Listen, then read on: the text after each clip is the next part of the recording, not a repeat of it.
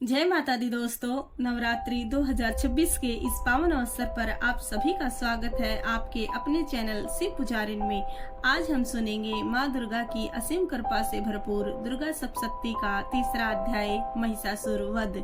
इस पावन पाठ को सुनने से जीवन के सभी कष्ट दूर होते हैं और माँ की कृपा सदैव बनी रहती है। अगर आप भी माँ दुर्गा की भक्ति से जुड़े रहना चाहते हैं तो वीडियो को लाइक करें, चैनल को सब्सक्राइब करें और कमेंट में जरूर लिखें जय माता दी। अब पूरे श्रद्धा भाव से सुनिए दुर्गा सप्तशती का तीसरा अध्याय महिषासुर वध। जगदम्बा के श्री अंगों की कांति उदयकाल के सहस्त्रों सूर्य के समान है। वे लाल रंग की रेशमी साड़ी पहने हुए हैं। उनके गले में मुंडमाला शोभा पा रही है। दोनों सतनों पर रक्त चंदन का लेप लगा है। वे अपने कर कमलों में जप मालिका, विद्या और अभय तथा वर नामक मुद्राएं धारण किए हुए हैं। 3 नेत्रों से सुशोभित मुखारविंद की बड़ी शोभा हो रही है। उनके मस्तक पर चंद्रमा के साथ ही रत्नमय मुकुट बंधा है तथा वे कमल के आसन पर विराजमान है। ऐसी देवी को मैं भक्ति पूर्वक प्रणाम करता हूँ। ऋषि कहते हैं, दैत्यों की सेना को इस प्रकार तहस नहस होते देख महादैत्य सेनापति चिक्षुर क्रोध में भरकर अंबिका देवी से युद्ध करने के लिए आगे बढ़ा। वह असुर रणभूमि में देवी के ऊपर इस प्रकार गणों की वर्षा करने लगा जैसे बादल में रुगिरी के शिखर पर पानी की धार बरसा रहा हो। तब देवी ने अपने बाणों से उसके बाण समूह को अन्यासी काटकर उसके घोड़ों और सारथियों को भी मार डाला। साथ ही उसके धनुष तथा अत्यंत ऊंची ध्वजा को भी तत्काल काट गिराया। धनुष कट जाने पर उसके अंगों को अपने बाणों से बींध डाला। धनुष, रथ, घोड़े और सारथी के नष्ट हो जाने पर वह असुर ढाल और तलवार लेकर देवी की ओर दौड़ा। उसने तीखी धार वाली तलवार से सिंह के मस्तक पर चोट करके देवी की भी बाई भुजा में बड़े वेग से प्रहार किया।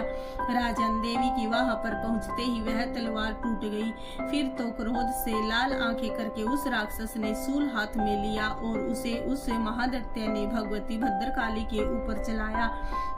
वह शूल आकाश से गिरते हुए सूर्यमंडल की भांति अपने तेज से प्रज्वलित हो उठी। उस शूल को अपनी ओर आते देख देवी भी शूल का प्रहार किया। उससे राक्षस के शूल के सैकड़ों टुकड़े हो गए। साथ ही महादैत्य चिक्षुर की भी धज्जियां उड़ गई। वह प्राणों से हाथ धो बैठा।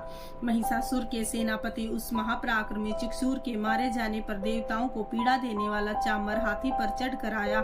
उसने भी देवी के ऊपर शक्ति का प्रहार किया, किंतु जगदम्बा ने उसे अपने हुंकार से ही आहत एवं निष्प्रभ करके तत्काल पृथ्वी पर गिरा दिया। शक्ति टूटकर गिरी हुई देख चामर को बड़ा क्रोध हुआ। अब उसने शूल चलाया, किंतु देवी ने उसे भी अपने बाणों द्वारा काट डाला। इतने में ही देवी का सिंह उछल कर हाथी के मस्तक पर चढ़ बैठा और उस दैत्य के साथ खूब जोर लगाकर बाह्य युद्ध करने लगा। वे दोनों लड़ते लड़ते हाथी से पृथ्वी पर आ गए और अत्यंत क्रोध में भरकर एक दूसरे पर बड़े भयंकर प्रहार करते हुए लड़ने लगे।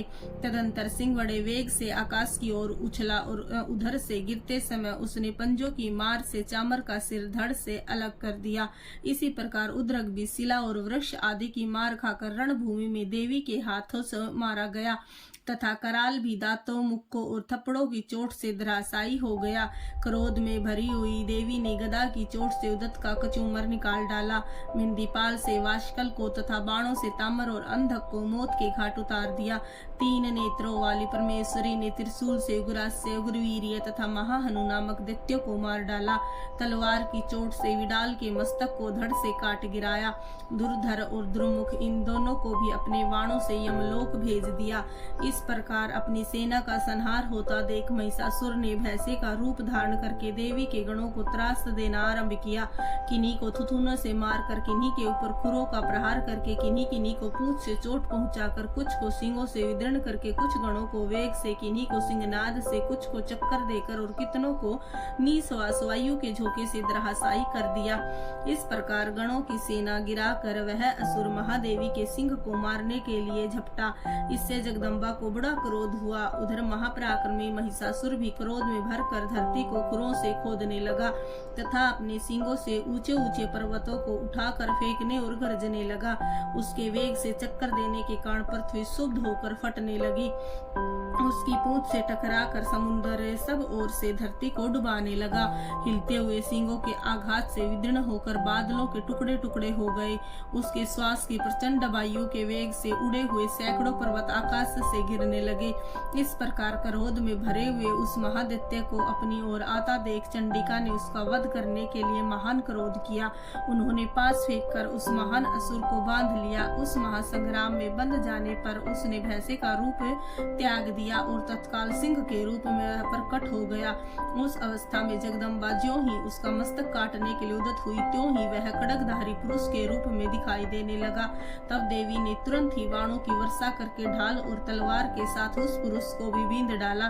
इतने में ही वह महान गजराज के रूप में परिणित हो गया तथा अपनी सूंड से देवी के विशाल सिंह को खींचने और गरजने लगा। खींचते समय देवी ने तलवार से उसकी सूंड काट डाली। तब उस महादैत्य ने पुनः भैंसे का शरीर धारण कर लिया और पहले की भांति चराचर प्राणियों से तीनों लोगों को व्याकुल करने लगा। तब क्रोध में भरी हुई जगदम्बा चंडिका बारंबार उमत मधु का पान करने और लाल आंखें करके हंसने लगी। उधर वह बल और पराक्रम के मद से उन्मत्त हुआ राक्षस गरजने लगा और अपने सींगों से चंडी के ऊपर पर्वतों को फेंकने लगा।